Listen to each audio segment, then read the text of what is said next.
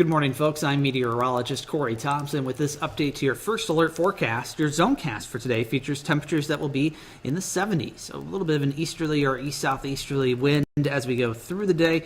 That easterly wind will be kind of the key why we're not getting as warm today as we saw on Sunday. But still plenty warm, still above normal for this time of year and feeling like late spring. And it gets accompanied by a lot of sunshine throughout the day, too. Expecting maybe just a few passing clouds until later this evening. That's when some clouds will start to move in from the southwest as our storm system that we've been talking about for several days begins to approach. Now, first we'll likely start off dry, but there could be some isolated storms as soon as midnight or just after. The chance getting a little bit better as we head toward tomorrow morning during the morning commute. So you may be greeted by a few of those early on, and we'll be watching that potential this same time tomorrow. Now, the chance for severe weather with this initial round is fairly slim.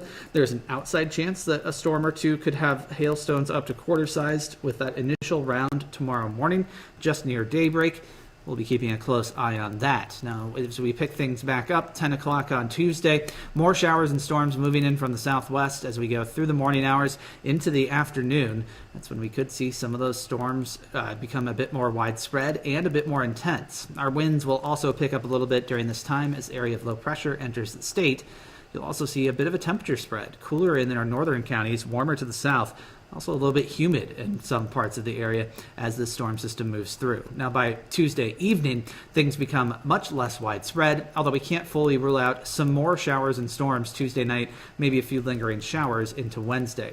Tuesday, though, is the day we've been talking about for a handful of days at this point. Gave you the first alert to that by the middle of last week. The potential for severe weather is relatively high here with a risk level especially high along and south of Highway 30. Includes areas like Cedar Rapids, Tama, Iowa City, Washington, Mount Pleasant, and Oskaloosa, and surrounding communities. The threat for large hail, tornadoes, and damaging wind in that order, probably the biggest threats that we're facing. So we break those down individually. You can see those higher levels on the scale include the large hail threat and the tornadoes.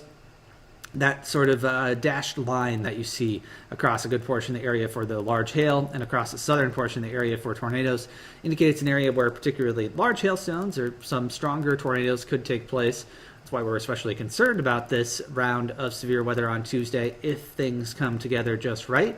So that's why we want you to stay weather aware. We really strongly encourage you to pay close attention to the weather on Tuesday.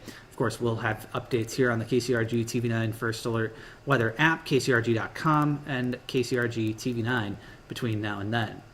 The chance for severe weather, though, diminishes pretty quickly after that. Cooler air makes a pretty big return by the end of the week after a couple of days with some shower chances. Highs only in the 50s by this weekend. Lows back into the low to mid 30s. It's actually back below normal for this time of year. Earth Day at this point looks like we'll see a little bit of a bounce back temperature-wise, and early next week, maybe another shower chance by Tuesday.